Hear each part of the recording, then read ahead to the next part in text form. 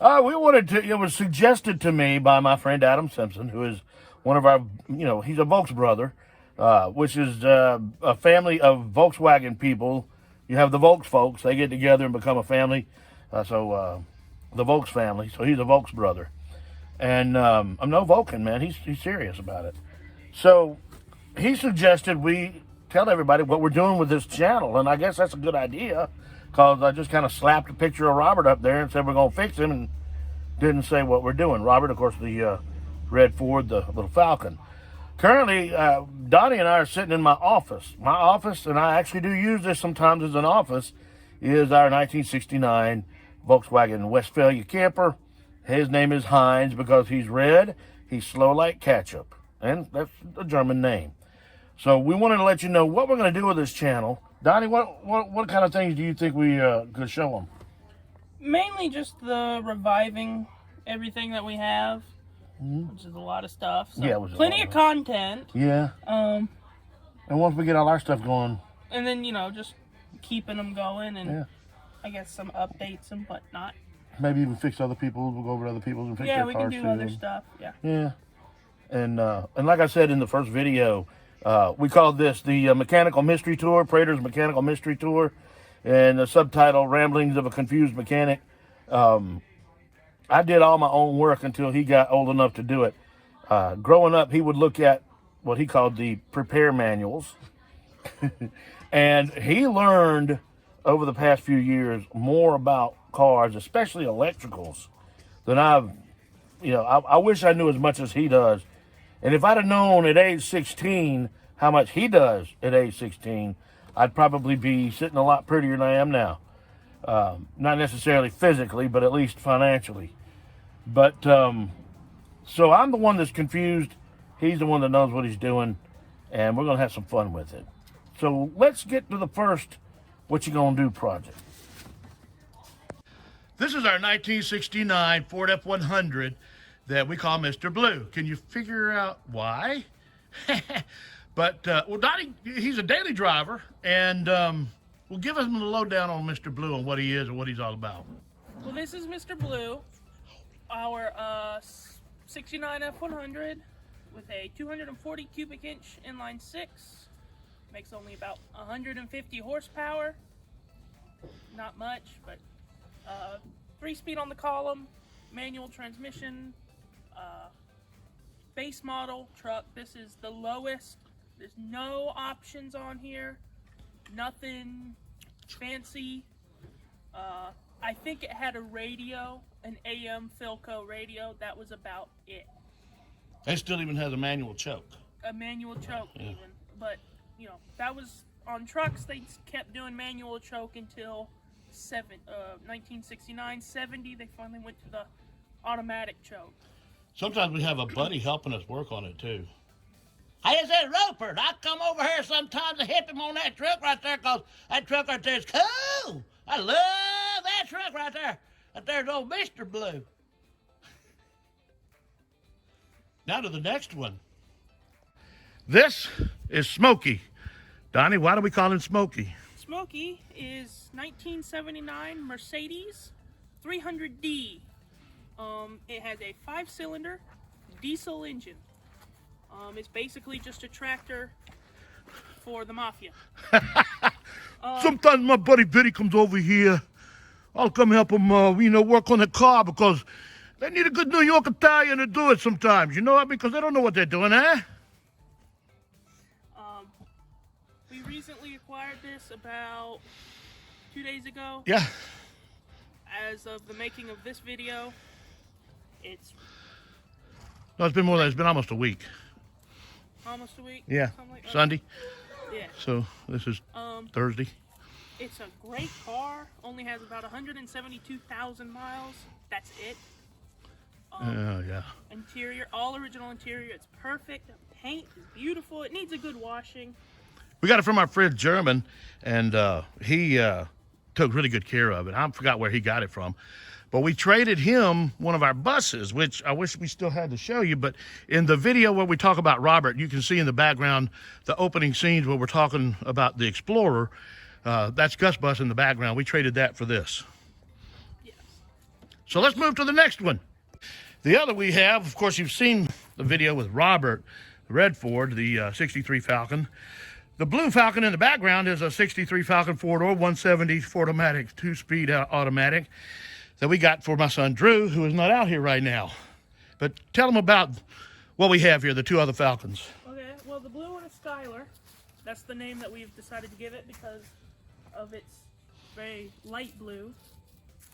Although it is not a sky blue, it is peacock blue, which wasn't an option until 1964, which is pretty interesting. And we found out looking up the VIN number, it was made in August of '63. So it's one of the very last 63 Falcons made. Like Dad said, it's a 170 cubic inch inline 6 engine, 2-speed automatic transmission. This one being a 4-door, has gold interior. Very interesting color combination, the peacock blue with gold interior, and it really is a gold color. Really pretty, and it's in pretty good shape too. The original front seat, all the really nice. So and then there's this one. This one is no name Falcon, and we're actually going to be selling this one because it needs more body work than what we know what to do. We're not body people, we're just mechanical. Plus we got too many projects anyway. Yeah. And this one also, it's going to need an entirely new drivetrain, front suspension. Which I keep wanting to put the drivetrain from the Explorer in there, and he says no. No. That's just too much damn work. Okay. For a Falcon that I honestly believe it really isn't worth it. Okay, all right. Now, what is interesting is this is one of the earliest 63 Falcons. One of the earlier 63. And it's a Futura trim. Yes, and this one is also a Futura. I really like the Futura trim, but we just can't keep this car. Maybe we'll just keep all the trim and put it on one of our other Falcons, turning it into a Futura. Oh, maybe not. That would just be too much work. Keep it original. Yeah, and just keep it original. Tell us what's on the other side of Skylar. That over there is a 1945 Ford 2N tractor. It's been in the family, actually. It's kind of an heirloom. It's been in the family since 1950. My mother's great uncle bought it used in 1950 for their farm in Louisiana, and they used it until the mid 70s, I believe, mid to late 70s. I think she said or maybe 80s, 70s, 80s, around in there, until the people, her grandfather and her uncle passed away, and the tractor just sat for, I believe, 10, 15 years, until her dad picked it up and restored it and used it around, and just got it back running again. And then in recent years, about 2 or 3 years ago, he's just gotten so old, and he has COPD really bad, and so he just can't do much with it anymore. So he gave it to me. I got it running again, and you saw it in the other video. Yeah. So you saw it in the other video, pulling the Robert Redford up on the trailer. So the thing runs like a dream. It's a great little tractor. All right, we got 3 more we'll show you right now real quick, so hold on. Now we move over to our big truck. Tell them what this is, Donnie Doo. We have named it Mason. Mason Dixon. Yes, Mason Dixon, because of the two-tone paint job. It is the gray on the top, and under lower, it's blue. So, like the Union and Confederate soldiers back during the Civil War. Anyway, so this is a 1992 F350 dually with the 7.3 liter naturally aspirated IDI diesel V8 engine. It does run. This needs a new rear end. The gears in the rear end have been chewed up, and apparently it was due to, if I remember correctly, the drive shaft was bent, and so it caused vibration issues, and it just destroyed the rear ends. And by the time the previous owner, our friend, found out that issue, it had already been too late, and this rear end was already compromised, and it wasn't much left of the world by that point after he got the drive shaft fixed. And so after that one went out, he just parked it, because this is the second rear end he actually put under it. So we bought it because it's really all it needs is rear end, some brake work. It does run and whatnot, and we already got a rear end for it out of a junkyard. So we're just gonna put a new rear end up under it, do the maintenance it needs from just sitting here for a while, and then drive it. It's gonna be our family hauler. Yep. This right here is a little Trillium trailer, a little 13 foot 1978 trailer that we got from a friend of ours. It needs a little cleaning up, but everything works good, so now we can go camping with it soon too. I love the little trailers like that, so I'm looking forward to camping in this bad boy. This right here is another 69 Ford F100. They just keep multiplying, don't they? This one is my mother's. It is a V8. Came from the factory with a 302 cubic inch V8, and originally a 3-speed on the column, but it's been updated to a 4-speed manual with a granny gear first. So it's V8 granny gear. Same thing. It's pretty much the same truck as a Mr. Blue, long bed, Yeah. whatnot. But this one of the things about this one, it's also been upgraded with power brakes and power steering. Yes, it has. As you can see, it has a vacuum brake booster that someone added. Now this actually did come from the factory with power steering. This is a factory power steering truck, which is pretty interesting. Like I said, upgraded transmission, whatnot. What's also interesting about this is an Explorer special. Now, a lot of people say the Explorer trim didn't come out until '73, but that is false. It wasn't an option until '73. This was one of the latest 69s built. It was built, I believe, what was it, like July? Something like that. July of '69, which is why it has a 302. The very late 69s had the 302 options, Right. but it wasn't That's when officially announced until '70. Right. Exactly. Yeah. So this one has what's called the Explorer trim, and as you can see up here on the gutter, there's chrome that goes around the back, and it has some interior stuff. And basically what this was because it was so late and they're already starting to produce the 70-year models, they want to get rid of all the 69s to where they can fill the dealership with the brand new trucks. It was just, some I just slapped some butter pretty on on your it. toast. Yeah. Right. Butter on your toast to make it a little more palatable. Exactly. That's it. But it kind of makes it interesting because it's not very common. It's a really interesting truck. Yeah. Oh, and tell them about the engine right now. It's not here, as you can obviously see. There's a me-sized hole, and right now we're building an engine for it, just a bone stock 302 that we're going to put back in it because the old one overheated and cracked the heads. Yeah. And we want to go through that one eventually and check the block, make sure there's no cracks in it, because it is the numbers matching block for this truck. It is the original engine for this truck, so we're not going to get rid of it. We're going to rebuild it and maybe do some upgrades, maybe put a bigger cam and a 4-barrel carburetor, and then not let Mom drive it. This is our 1965 Volkswagen Beetle. His name is Chiggerbug because he's red, like the little bitty red bugs that we have here in the South, and they're called chiggers.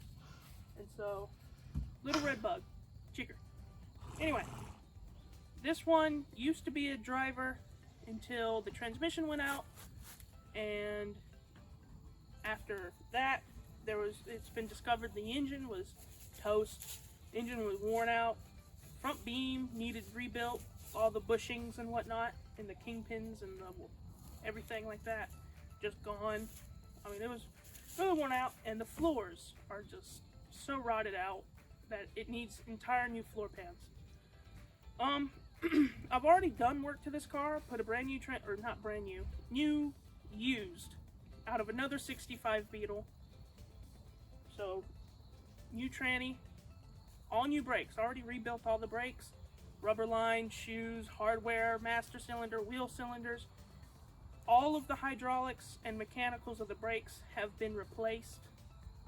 Only things that we didn't replace were the metal hard lines, but they were in such great shape they didn't need replacing. So, already has new brakes, and already I have an engine I believe I can put together that should be a good temporary until we can get a good solid brand new or just a good solid rebuilt engine that we know will be a really reliable setup. And also the floor pans, we already have new floor pans for it.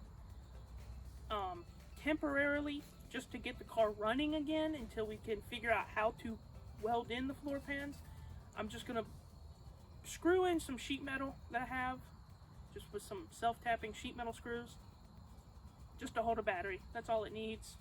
Rest of the pans are okay enough to run until we figure out how to replace them entirely.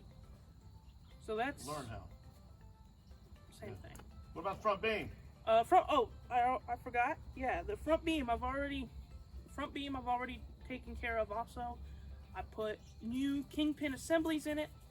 Also, it came from the same car that the transmission came from. The front beam had been rebuilt when that car was parked, and so it was all still very fresh. I cleaned them off and cleaned all the old grease out as much as I could, and just pumped it full of new grease in it. Seems to be good. So the front beam will be a lot tighter, and I'm also replacing all the steering parts. I got new tie rod ends for it, so steering and suspension up front is going to be pretty good and solid. That over there is our 1962 Pontiac Star Chief. It's a very rust-free car and whatnot. The whole reason why it's apart right now is because the original engine has been blown up. Someone did some very not so great performance upgrades, and we believe it hydro locked and did a lot of damage to the bottom end. Anyway, so we acquired the car with a new engine to come with it. That comes with it. It's a big block 400 Pontiac engine. So we got even a bigger engine for it and whatnot with a 4-barrel. The original was a 389 2-barrel. We still have the original. Yes, we still have the original, which we probably rebuild and put it back in there. But the thing is, that one, it's a future project that we're going to put it all back together and drive it, because it's really nice in on good the inside, shape. and it's Yeah. very original and unmolested, and even have the original key from General Motors. So be looking for that in the future. That's kind of an introduction and rundown of what we have going on here, what we're going to be doing in the future, and just everything that we're going to be messing with. We have a couple other trucks here, cars, like that blue Beetle is a promise to a friend of ours who really wants a Volkswagen Beetle. That flatbed F-150, that white flatbed, that one belongs to a friend of ours that he brought to me to fix all the engine trouble it was having, and it's turned into a big mess. Some previous owner stuff just not right. That brown F-100 short bed, that one a friend of ours has already purchased, and we're just going to help him get it running again. He's got some cool plans for that one too. He has a and lot you of will cool be plans. seeing it more, and we're going to give you all the details on it when the time is right. But that's going to be some cool stuff coming in the future on that brown F-100. And that's a short wheelbase. We got two other F-100s, two long wheelbase. One's a 67, one's a 68 that we're going to do complete videos on that are for sale. We're going to sell them because one of the things, like we were talking earlier about the Black Falcon, we've just got so many projects. We decided to hone it down to just the ones that we could actually do and then drive. Because the thing about all these projects, including the old VW bus that we're sitting in, we drive them every day. This is how we get around. And so we'll be letting you know more, and we'll be posting videos, hopefully at least once a week, once every couple of weeks at the very least. So keep watching. The Praetors Mechanical Mystery Tour. Say bye-bye. Cheese. Close enough.